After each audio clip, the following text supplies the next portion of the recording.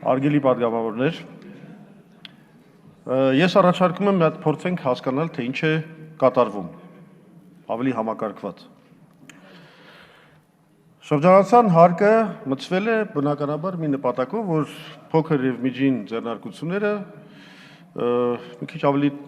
թեթև շնչեն, աջակցենք նրանց եւ նպաստենք նրանց զարգացմանը։ Անցյալ տարի քարյակը, այն ժամանակ քարյակ էր,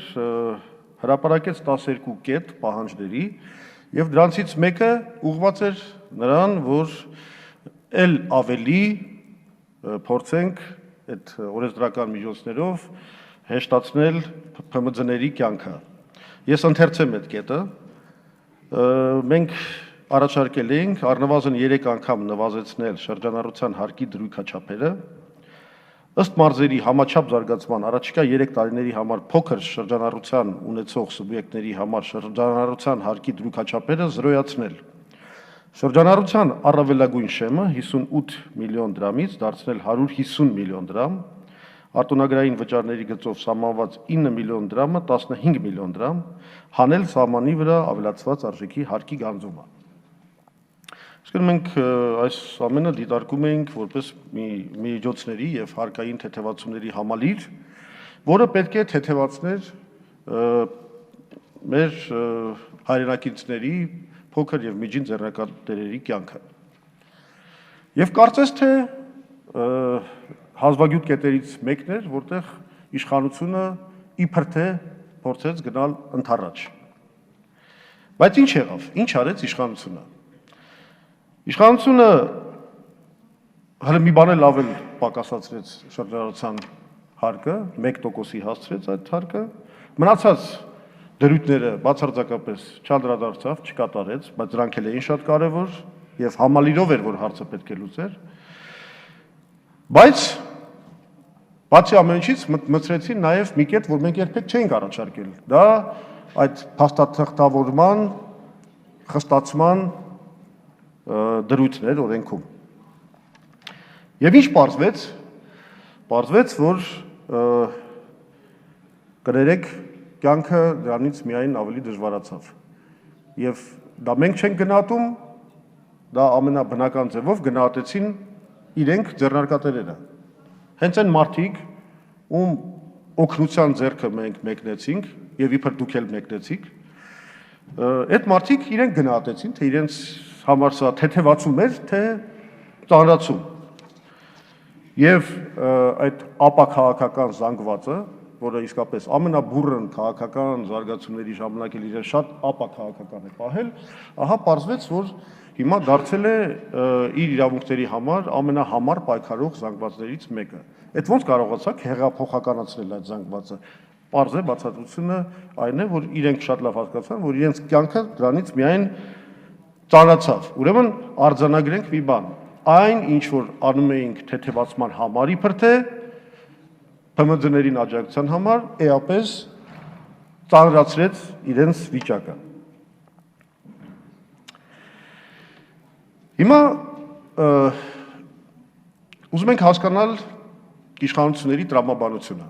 Դրա համար ես պարոն Այվազյանին մի քանի հարց տվեցի, իսկապես ոչ թե ինչ-որ փորձելով ինչ-որ, չգիտեմ, շահել ինչ-որ միավորներ, այլ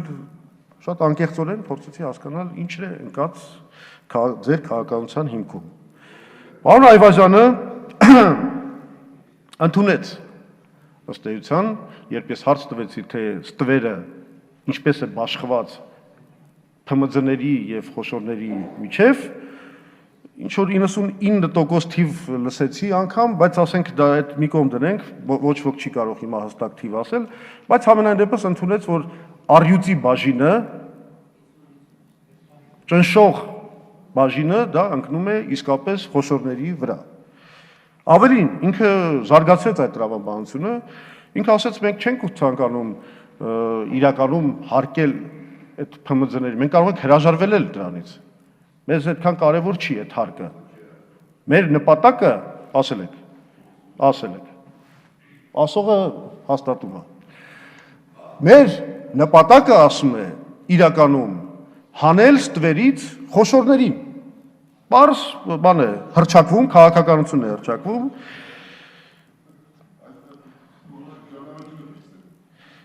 Բայց այդ շրջանառությունը ֆիքսելը հո ինքնանպատակ չի, շրջանառությունը ֆիքսում եք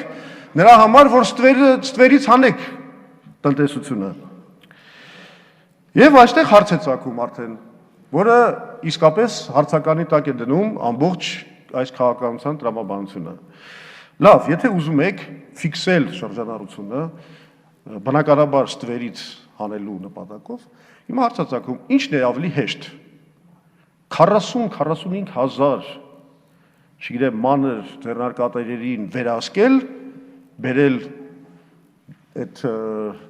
չգիտեմ, հարկային, հավասար, մաքսային, տենց լրիվ օրինական դաշտ, բացահայտել նրանց շրջանառությունը, թե ավելի հեշտ է վերահսկել 300 խոշոր ընկերությանը։ Աուդիտորիան փոխվել է։ Ուղղակի եթե նայում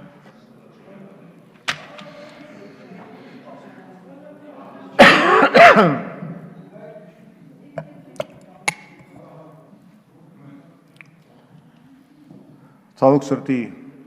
ինչպես արդեն բազմիցս եղել է, ելույթս ընդհատվում է եւ վերսկսելով այն ես ցանկանում եմ հիշեցնել, թե որ կետին մենք հասանք։ Ես խոսում եի նրա մասին, որ շատ ավելի հեշտ է, եթե մենք խոսում ենք տնտեսությունը ստվերից հանելու մասին, փորձել հարկային եւ մաքսային ծառայությունների լծակներով վերահսկել 300 խոշոր ձեռնարկությունները, ընկերությունները, քան 40-45 հազար փոքր եւ միջին ձեռնարկությունները։ Եվ ես ուզում եմ հիշեցնել, որ նորից կառավարությունը իր առաջ խնդիր է դրել ստվերից հանել հենց խոշորներին։ Հիմա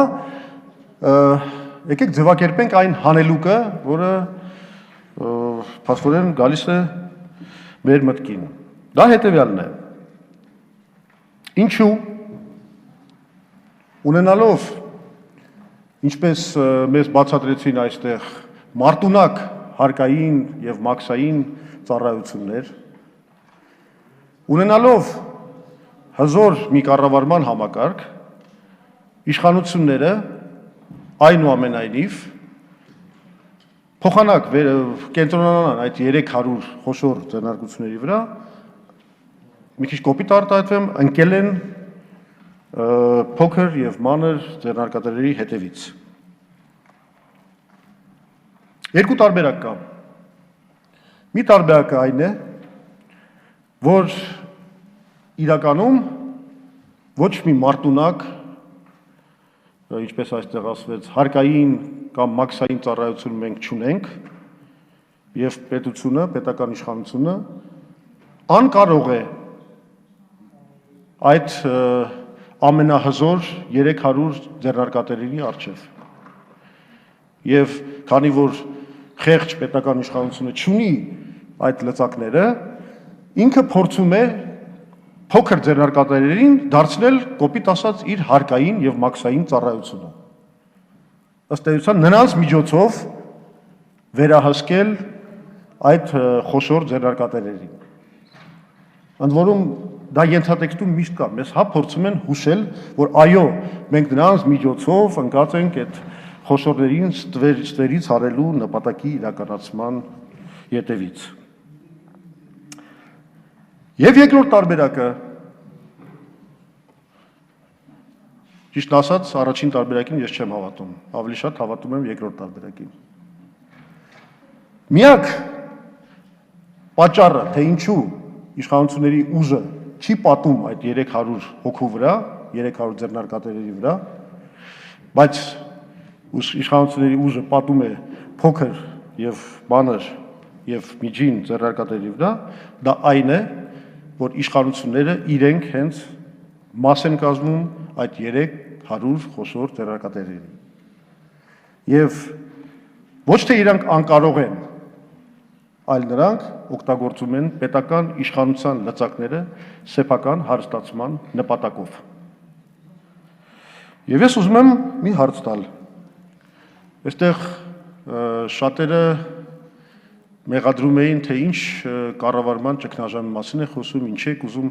արտակարգ, արտահերթ քննարկումներ անել եւ այլն եւ այլն։ Կառավարման ճգնաժամը պոզով պոչով է լինում։ Եթե դուք կամ չեք կարողանում վերահսկել այդ ընկերությունների գործունեությունը, կամ էլ իրականում շատ լավ էլ վերահսկում եք, շատ լավ էլ կառավարելի եք համարում այդ համակարգը, բայց կառավարելի միայն մեկ նպատակով, սեփական հարստացման նպատակով, ուրեմն մենք իսկապես գործ ունենք Հայաստանում ծանրագույն մի կառավարման ճգնաժամի հետ, որի հաղթահարումը կենսական նշանակություն ունի մեր ժողովրդի համար։ Եվ մի բան էլ ասեմ, քանի որ ես ավելի շատ հավատում եմ երկրորդ տարբերակին, որ իսկապես պրոբլեմը այն է, որ որևէ իշխանություն, որը ինքն է փաստորեն օգտվում այս արտոնություններից, դրանցից երբեք կամովին չի ազատվի, դրանց դեմ չի պայքարի, ուրեմն միակ ձևը երկրի փրկության դա դեմոկրատական հեղափոխությունն է եւ այնպիսի իշխանության ձևավորումը, որը որևէ կերպ, որևէ շահ չունի պահպանելու այդ արտոնությունները։ Շնորհակալություն։ Մինչև հաջորդ ելույթ ունեցողին ձայն տալը մի փոքր ռեպլիկի կարգով ինձ թույլ տամ։ Հարգելի գործընկերներ, անկեղծ ասած դե բնական էր եւ սպասելի էր, որ հերթական անգամ երկրում գոյություն ունեցող խնդիրները, խնդիրները, մարդկանց դժգոհությունը, խնդիրները լուծելու ուղղությամբ մեր կողմից կատարվող քայլերը, թեկուզ եւ ցավոտ քայլերը, թեկուզ եւ խութեր ունեցող լուծումները, բայց այնուամենայնիվ լուծում գտնելու նպատակով կատարվող քայլերը, ճիշտ լուծում, բոլորիս համար ընդունելի լուծում, մեզ այս վիճակից հանող, այս խութերը իսկապես վերացնելու նպատակ ունեցող քայլերը մեր ընդդիմադիր գործընկերները պիտի փորձեին օգտագործեին իրենց կարծիքները հնչեցնելու, իրենց PR-ը եւս մեկ անգամ անելու։ Հիմա այս հարցի քննարկման ընթացքում երկրի բոլոր մեծ ու փոքր, հին ու նոր, տնտեսական, քաղաքական, այս օրինագծի հետ կապ ունեցող, չունեցող բոլոր տեսակի հարցերը հնչեցրեցինք, բարձրաձայնեցինք ցույց տալու համար փողոցում կանգնած այդ բոլոր մարդկանց, որ այո, մեր ընդդիմադիր ուժերը կան եւ նրանք պատրաստ են ուրեմն առաջնորդել այդ ընդդիմադիր զանգվածին։ Բայց այնուամենայնիվ, ուրեմն այս քննարկման ժամանակ էլ ինչի մասին ասես արդարացի բորբոքված, որ չխոսեցիք, էլ հեղափոխություն, էլ վաստակավոր գործիչ, էլ ուրեմն բաները դասեր տվեցիք, մենք ուշադիր լսում ենք բոլոր ձեր տված դասերը, ուրեմն ձեր տնտեսական պարզ խնդիրը քաղաքականացրեցիք, ձեզ հետ ձեռք բերած քաղաքական խնդիր, քաղաքական պայմանավորվածությունները անտեսեցիք, մոռացաք, գոնե հիմա հիշեք, որ Ազգային ժողովի նախագահի աշխատասենյակում ձեր առաջարկով վարչապետը պատրաստակամորեն, ուրեմն ինչպես միշտ ականջալուր եղավ ձեզ եւ ձեզ հետ միասին պայմանավորվածություն ձեռք բերվեց եւ այդ պայմանավորվածությունը պահվելու է, որ խոհեմ ժամկետում, այս խնդիրներին լուծում տալ։ Այսքան ելույթների, այս ամբողջ քննարկումների, այս բոցաշունչ բաները ինչի համար են, երբ որ մենք արդեն պայմանավորվածությունը ձեռք ենք բերել եւ այդ պայմանավորվածությունը հենց դուք եք ձեռք բերել, անհասկանալի է սա հանրության համար։ Ներողություն։ Բարգավաճ Հայաստան պատգամավորական խմբակցության կողմից ձայնը տրվում է պատգամավոր Միքայել Մելքումյանին, համեցեք պարոն Մելքումյան։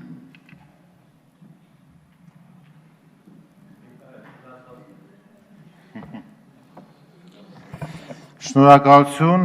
հարգարժան փոխոսնակ,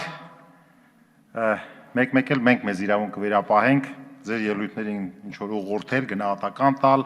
չարժե, որ սա քաղաքական ամբիոն է, թողեք գոնե, եթե փոքր միջին բիզնեսին ազատությունը չենք տալիս,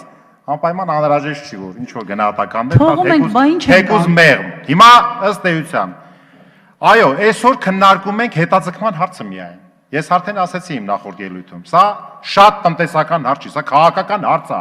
Այսինքն հետաձգելու հարցն է, ոչ թե բովանդակության հարցը, չէ՞։ Հետո երբ որ մենք արդեն գտնենք ֆորմուլան, լուծումը, գալու ենք ստեղ բովանդակությունը քննարկենք։ Հիմա բաց չքննարկենք ինչի համար ենք հետաձգում, որն է պատճառը։ Եվ գնահատական չտանք արդյոք թե մեր մարտունակ հարկային համակարգը, որ պետք է արդյունավետ վարչահարություն իրականացներ, ինչի մի տարվա ընթացքում չի կարող օրենքը կիրառել։ Դա նորմալ երևույթ է, որ դու օրենքը ընդունես, 1 տարի չկարողանաս դա կիրառես։ Եվ այդ ամբողջ այդ 100,000-անոց, 120,000-անոց մեր հայրենակիցներին չիմանան ինչ անեն, որտեղ օրենքի ճակատագիրը չգիտեն ինչա լինելու։ Միգուցե դրանք ուրիշ լուծումներ են փնտրում դուրս գան այդ դաշտից։ Իհարկե սա նորմալ երևույթ է, որ այս քննարկումները համակողմանի պետք է լինեն, որ հետո այլ օրենքների մասին մենք չունենանք։ Ես ճիշտ ասած արդեն ասեցի, թե ինչ թվականակով մարդիկ են մեր հայրենակիցները, ուզում եմ նաև 2-3 ցուցանիշի մասին էլ ասեմ։ Մինչև 2009 թվականը, երբ որ կար ՓՄԶ ԶԱԳ-ի հաշվետվողականության մեխանիզմը, համախառն ներքին արդյունքում 42% էր։ Բայց սա այս 58 միլիոնի հետ որևէ կապ չունի։ Այդ փոքր միջին ձեռնարկատիրությունը այլ մեր կողմից ընդունված չափորոշիչներով է, ուզում եմ հիշեցնեմ, որ Հայաստանի Հանրապետությունում, պարոն Հարությունյան, Հայաստանի Հանրապետությունում գերփոքր ձեռնարկությունը օրենքով 100 միլիոն դրամի շրջանառություն ունի։ Գերփոքրը, ոչ թե հենց փոքրը պլյուս մի հատ է միջին։ Իսկ միջինը հասնում է 2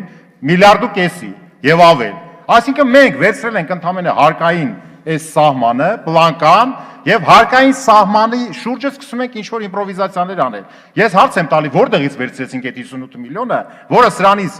2008 թվականին $200,000 էր։ Հիմա դա իջել է այսօրվա կուրսով $120,000։ Եվ թվերը բերեցի Այվազյանն էլ ասում, մենք սրանով ունենում ենք, որ մանրածախ առևտրաշրջանառության ոլորտում, եթե մենք գնանք մաքսիմալը վերցնենք, որ ունի 58 միլիոն շրջանառություն, օրվա կտրվածքով մենք կստանանք $333 շրջանառություն, որի 6-7% կամ 10%-ը անում է 10-ից 15,000 դրամ, որից էլ պետք է ծախսեր անի։ Պարշի որ սա ակնհայտ այդպես չի իրավիճակը, որ բոլորս ընդունում ենք։ Դրա համար ինչ ենք ասում։ Ասում ենք բերեք շեմը բարձրացնենք, որովհետև այդ մարդը ընկնի ավելացված արժեքի հարկի դաշտ, այնա ասեց, ես 8% է ասում, Միրոմյան ասեց 10%։ Հայտնվելու է 10%-ի սահմաններում NDS-ի եւ փակվելու է ուղղակի։ Խոսքը սրա մասին է։ Ընդ որում, երբ որ ես խոսում եմ Միրոմյան, ինքը ասում է շատ քիչ ձեռնարկություններ կանցնեն այդ շեմը, դա այդպես չի։ Գոնե սննդի ապրանք մանրածախ առևտրի ոլորտում միանշանակ մեծ մաս անցնելու են այդ շեմը, որտեղ այս ցուցանիշները դա են ապացուցում։ Հիմա մի ուրիշ կողմից նայենք, տեսնենք այդ մեր համախառն ներքին արդյունքը, որի ստվերային մասին մենք ասում ենք,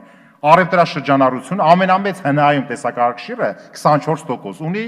առևտուրը, հետո ծառայություններն է գալի։ Մեր մոտ արդյունաբերությունը արդեն իջել է 13-14%-ի, գյուղատնտեսությունը մի քիչ աճել է, այսինքն սա ամենամեծ ոլորտն է հնայի կշռում, բայց նաև ստվերայիններից ամենամեծն է։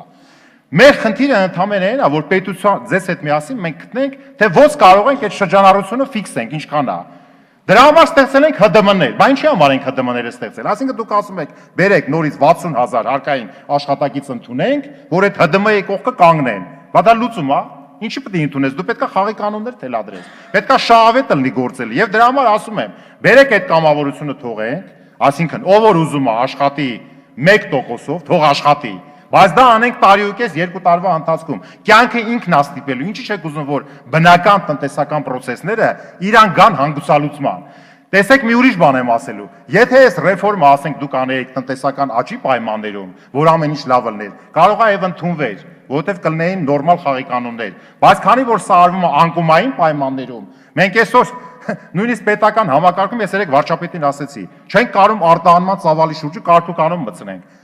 Ազգային վիճակագրական ծառայության կայքը բացեք, կտեսնեք, որ 13 թվականի համար մենք ունենք 1 միլիարդ 480 միլիոն դոլարի, ուրեմն ցուցանիշ։ Ձեր բյուջետային ուղերձը հաստափոր գրքերում բացեք բյուջետային ուղերձը, 13 թվականի համար կստանանք 1 միլիարդ 637 միլիոն, 160 միլիոն դոլարի արտահանման տարբերությունը, որն է, որ չեն կարողանում գտնենք։ Եվ հետո դուք այսօր բերել եք 14 թվականի համար այդ նախորդ թիվը արմստատի վերցնելով, ասում եք 2.7% արտահանման աճ ունենք։ Ոչ, չունեք աճ։ Ձեր բերած դուք եք բերել այդ թիվը։ Ես ուրեմն հենց հիմա սա պաշտոնական հարցադրում իմ կողմից ուրեմն համարեք։ Պատասխան տվեք, թե 160 միլիոն դոլարի արտահանման տարբերությունը որտեղ է։ Այս առումով գիտեք ինչ բաներ կա, որ այդ պատասխանները հստակ պետք է տակ, որովհետև դրանից բխում է այդ բոլոր շրջանառության խնդիրները։ Հիմա բերել եք 160 միլիոնը չենք գտնում, ասում եք բերեք այդ փոքրի միջոցով գնանք խոշորի շրջանառությունը փորձենք գտնենք։ Դուք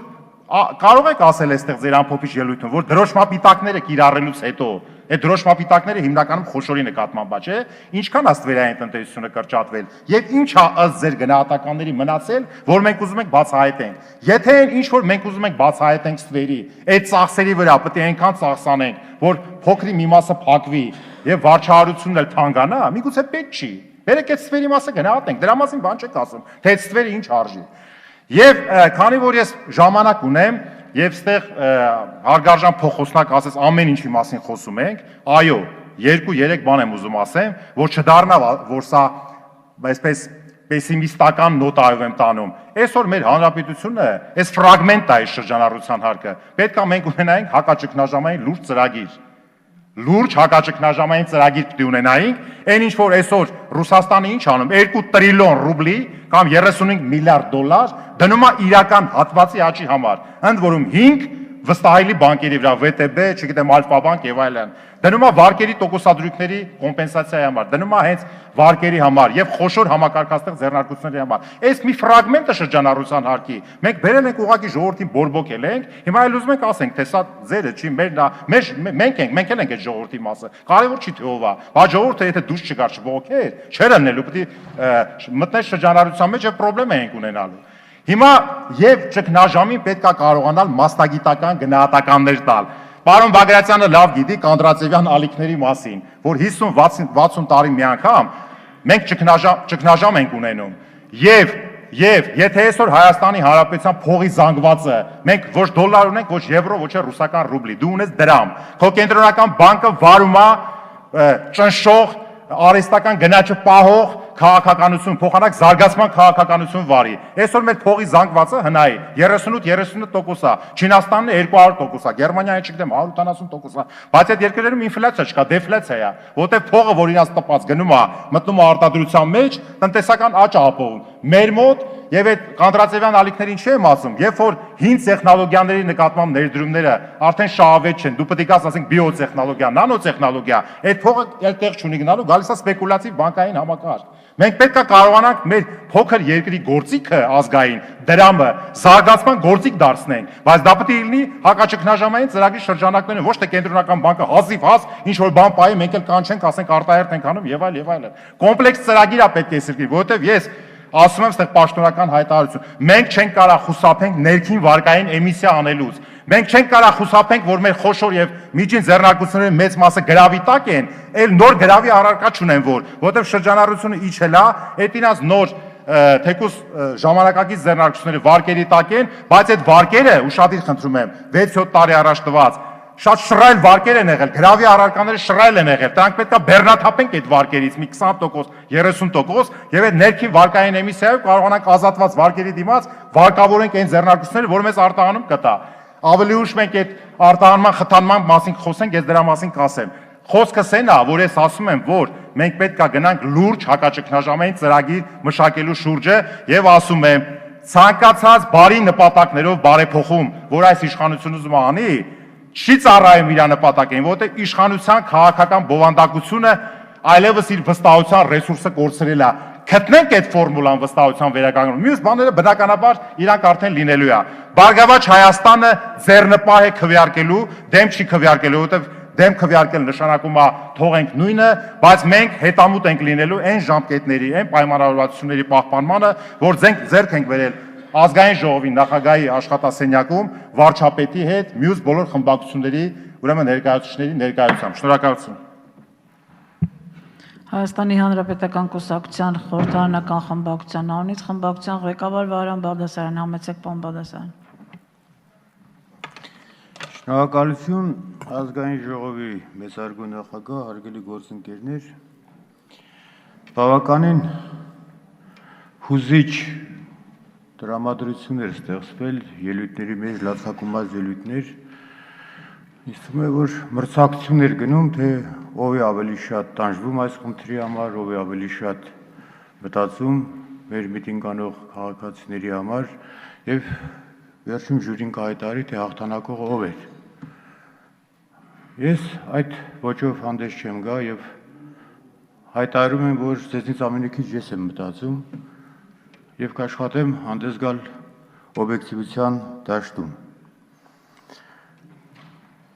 Հունիսի 21-ին օրենքը ընդունվեց, որից հետո այստեղ ողջունողները շատ էին, ելույթները շատ էին, վերջապես մի լավ ռեֆորմ է կատարվել, լավ օրենք է բերել, բազմիցս նշվեց նաև մեր ընկերների կողմից, կարծեմ 11 դեմ էր, ընդհանրապես ձեռնպատ եմ միասին, բոլորը կողմ էին եւ մտածեցինք, որ շատ բավականին լավ ռեֆորմ է կատարվել եւ լրությունից հետո գալիս է հոկտեմբերի 1-ը, հոկտեմբերի 1-ից 2 օր առաջ աղմուկ, միտինգներ, ցույցեր, քաղաքական գործիչների մասնակցությամբ կառավարությունը որոշում է ընդունում, որպեսզի կասեցնել մինչև փետրվարի 1-ը նորից համատարած լրություն։ Անմիջապես 2 օր հետո նորից ակտիվություն։ Եվ այո, կան օրենսդրական նախաձեռնություններ, որոնք մանրակրկիտ ուսումնասիրել ենք եւ ասում եմ եւ հայտարարում եմ, կան խնդիրներ։ Եվ այդ լացակումած ելույթների արդյունքում եւ այդ խնդիրների արդյունքում անձամբ ես փորձ կատարեցի հանդիպել մեր քաղաքացիների հետ եւ կիսել տրամադրությունները եւ տրամադրությունները։ Արդյունքում ինչ պարզվեց։ Կան արդարացի պահանջներ։ Մարդիկ ասում են, մենք համոզված չենք, որ մեծերը փաստաթուղթ կտան, որը քննարկման առարկա է դարձել։ Մի մասը պնդում է, ասում է, որ երբ որ մենք փաստաթղթավորվենք, 58-3-ին չենք դիմանա, մեր շրջանառությունը կմեծանա եւ կգնանք դեպի ավելացված արժեքի հարկի դաշտ։ Նույնպես ընդունելի է քննարկման առարկա է, որ պետք է քննարկենք։ Մի մասը ասում են, որ որոշ քաղաքական գործիչներ այդտեղ շահեր ունեն եւ մտածում են, երբ որ փոքր եւ միջին բիզնեսը աշխատի փաստաթղթավորման դաշտում, արդեն ի հատ կգան այն մեծերը, որոնք փաստաթուղթ չեն տալի։ Իսկ այդ մեծերը կապված են այդ քաղաքական ուժերի հետ, այդ իսկ պատճառով խթանում են, որպեսզի չբացահայտվեն այն մեծերը, որոնք փաստաթուղթ չեն տալի։ Դա էլ մտածելու տեղիք է տալի, պետք է մտածենք, թե ովքեր են այդ մեծերը, որ քաղաքական ուժերը շահագրված են, որպեսզի նրանք չբացահայտվեն։ Մի այլ խավ, որի հետ զրուցում ենք, ասում են մենք մտավախություն ունենք, քանի որ ռեֆորմները ասում են լավ բան է, եւ հանկարծ իշխանությունները հաջողության հասնեն, նրանց խոսալու թեմա պակասում է։ Եկեք այս տեսանկյունից ժողովրդին լավամարտի լինենք, համել խանգարենք, որ իշխանությունը իր ռեֆորմները չկարողանա իրագործել։ Մի խոսքով բավականին շատ են այդ խնդիրները, որոնք որ պետք է ուսումնասիրվի եւ այդ իսկ պատճառով մենք այդ ուսումնասիրությունները պետք է կատարենք։ Այստեղ հնչում է, որ դիտավորյալ կարող է ձգձգել միջև ամառ, կրկերը հանդարտվի, թեժգարունը չկայանա եւ այլն։ Ես զարմանում եմ, որ երեկվա մեր խորհրդակցությունից հետո, շաբաթօրվա խորհրդակցությունից հետո, հավաքվելուց հետո նորից կան նման տրամադրություններ։ Շատ հստակ այդտեղ ամեն ինչը պարզաբանվեց ազգային ժողովի նախագահի առանձնասենյակում եւ նաեւ ամենամեծ վնասը եւ նաեւ ինքը վարչապետը հայտարարեց։ Գրում է բյուջեն այս ընթացքում մարդիկ գործում են 1%-ի դաշտում, փաստաթղթավորում չկա, իմ հաշվարկներով մոտավորապես ամսական 4 միլիարդ վնաս է գրում բյուջեն։ Այս պարագայում աշխատելու դեպքում։ Այսինքն շահագրգռվածություն մենք չունենք։ Ընդհակառակ այս սեղմ ժամկետները, որը որ նշել ենք, առաջին հերթին շահագրված է կառավարությունը, որ շուտապույտ լուծում տա այս խնդիրների, որ շուտապույտ ուսումնասիրենք այս խնդիրները։ Եվ ես եմ շահագրված, եւ մեր խմբակցության անդամները, եւ կառավարության հետ մենք եկել ենք համաձայնության, որ շատ արագ պետք է լինի։ Այստեղ այնպիսի տրամադրություն է ստեղծվում, որ հանրապետական կուսակցությունում ամեն ինչ եղել է շատ հարդ եւ միանգամից բերել դրել են եւ մենք համաձայնվել ենք այս օրենքին։ Եղել են բուռն քննարկումներ,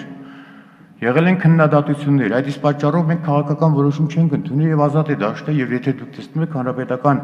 կուսակցության տարբեր ներկայացուցիչներ տարբեր մեկնաբանություններ են անում, որովհետեւ կա խնդիր։ Մենք չենք խուսափում այդ խնդրից եւ այդ խնդիրը պետք է քննարկվի։ Փոքր երկրներում, մասնավորապես Հայաստանի Հանրապետության տնտեսությունում, տնտեսական քաղաքականության եւ ֆիսկալ քաղաքականության ապագան ես տեսնում եմ շրջանառու հարկի ընդլայնման մեջ։ Դա իմ սուբյեկտիվ կարծիքն է։ Եվ այս հարկին պետք չէ վնասել։ Այս հարկի նկատմամբ մենք պետք է լինենք շատ զգույշ եւ ուշադիր։ Այստեղ հնչեց, որ ռեֆորմները լավն են։ Պարզապես կա բարձրության խնդիր։ Այո, ես պնդում եմ, որ կա, այդ խնդիրը կա։ Եվ ես ասում եմ, ինձ նույնպես կառավարության ներկայացուցիչների մեկնաբանությունները չի համոզում։ Այսինքն կա անվստահության մթնոլորտ, որը նպաստում է նաև քաղաքական ուժերը այդ անվստահության մթնոլորտը ստեղծելու համար, որ վստահություն չկա ձեր մեկնաբանությունների վրա։ Պետք է հավաստիչ են, եւ այդ իսկ պատճառով այս քննարկումները շարունակվում են։ Ինձ թվում է, որ դրա մեջ պետք է մենք բավականին աշխատանք տանենք, որպեսզի կարողանանք այդ հավատը ներշնչել։ Մեկնաբանությունների մեջ ունենք թերացումներ եւ ես դիմում եմ հարգարժան կառավարությունը, որ այնպիսի համոզիչ փաստարկներ բերի, որպեսզի նաեւ հավատը իրենց նկատմամբ մենք կարողանանք բարձրացնել։ Փոքր ստվերում մնալու մասին է խոսքը, թե թողեք փոքր ստվերում աշխատի։ Օրինակ հաղթումների դեմ պայքարում չկա մեծ եւ փոքր։ Բոլորի դեմ պետք է պայքարել հավասար։ Եվ փոքր ստվերում մնալով խթանում է մեծերին, եւ ծնում է մեծ խախտումներ, եւ հակառակը։ Ինձ թվում է, որ այստեղ խոսք է գնում զուգը գլխից պետք է բռնել թե փոչից, այս այն պարագան է, որ զուգը պետք է բռնել ամբողջությամբ։ Եվ այստեղ պետք է տարբերակել։ Թողնենք փոքրին ստվերում թող աշխատի, փոքրն ու միջինը։ Գնանք մեծերի հետևից ընկնենք։ Դրանք մեկը մեծին լրացնող են, եւ մեկը մյուսի լրացնող չարիք ծնողներ են։ Եվ հարկավոր է, որ մենք ամբողջապես գնանք ամբողջական լուծման։ Մեղը ինչու է կանում։ Մեղը շրջանառության վերահսկողության վրա է։ Ամենալավագույն գործիքը շրջանառության վերահսկողության ըստիս դա մաքսային ծառայությունն է։ Այո, ունենք թերացումներ։ Եվ հարկավոր է մաքսային ծառայության վրա բավականին լուրջ հսկողություն սահմանել, որ այդ կարևորագույն գործիքը, որը կարող է ֆիքսել շրջանառությունը, մենք կարողանանք դա ճիշտ օգտագործել։ ՀԴՄ-ների տեղադրումը ժամանակակից, դրանք ամեն ինչը դրած անցյալներն են։ Այո, կան թերացումներ։ Եվ մենք պետք է այդ խնդրին շատ լուրջ անդրադառնանք։ Եվ կառավարության նույնպես օրդորում եմ, որ մաքսային ծառայությունների աշխատանքներում լուրջ վերահսկողություն սահմանվի, որովհետեւ մենք կարողանանք շրջանառության վերահսկողությունը սկսենք այդտեղից։ Այստեղ հնչեց, որ այդ մարդիկ չեն ուզում ստուգողների հետ գործ ունենան։ Ավելի լավ բան առաջարկեք, եկեք ամբողջ հանրության ազատենք հարկերից։ Ձեզ համար շատ լավ տարբերակ է, բավականին լավ վիճակ ստեղծեք, ինչ գործ ուներ այդ մարդիկ հարկեր տալու հետ, խե ժողովուրդն թող գնան ապրել։ Եվ որ մի տնտեսվարող սուբյեկտը կուզի, որ ստուգողների հետ գործ ունենա։ Այլ խնդիր է, որ այդտեղ մենք ունենք խնդիր, կարող է լուրջ վերահսկողություն սահմանենք եւ ստուգման կարգի հետ կապված ինչ-որ մեթոդներ փնտրենք, ստուգումների մասին օրենք ինչ-որ նորից ուսումնասիրենք, որ կարողանանք կրճատել ստուգող տնտեսվարող սուբյեկտ հարաբերությունների հանդիպան կրճատումը կարողանանք անել։ Դրանք ուրիշ խնդիր են, բայց ինչ է նշանակում, որ այսինքն ասում ենք լավ այմար գնացեք ստվերով աշխատեք, ձեր գլուխը պահեք, իսկ որ մնաց կառավարության տնտեսական քաղաքականության իրականացումը։ Կառավարությունը բերում է եւ վստահեցնում է, ասում է իմ տնտեսական քաղաքականությունը այս է եւ ես ձեզ վստահեցնում եմ։ Այլ խնդիր է, մենք նրան հավատում ենք թե չենք հավատում։ Այդտեղ պետք է բացնենք այն գործիքները, որ կարողանանք կառավարության գործունեության մեջ ավելի մեծ հավատ ներշնչել։ Դրան կարելի է, այդ ուղղությամբ կարելի է մտածել, որ ես ասում եմ, որ ամեն ինչը ստակ չէ եւ ամեն ինչը պարզ չէ, եթե չլինեին խնդիրներ, բնականաբար այստեղ մենք այս քննարկումները չէինք կազմակերպի։ Այստեղ նաեւ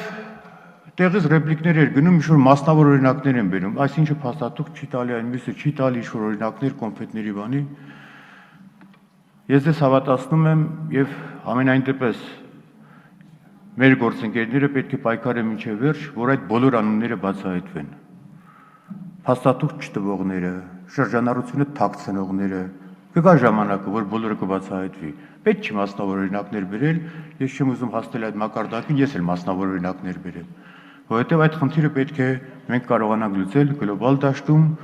որպեսզի կարողանանք դրանք կանխարգելել, ոչ թե անուններ տերով ինչ-որ մեկին պատժել կամ մյուսին։ Մեր ցանկությունը պատժելը չէ։ Մեր ցանկությունը նա է, որ մենք կարողանանք բոլորս գործել օրենքի դաշտում, դա կլինի միջին, փոքր թե խոշոր։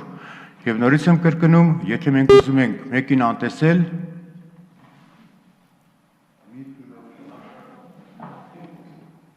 պետք չի որ մեկին անտեսել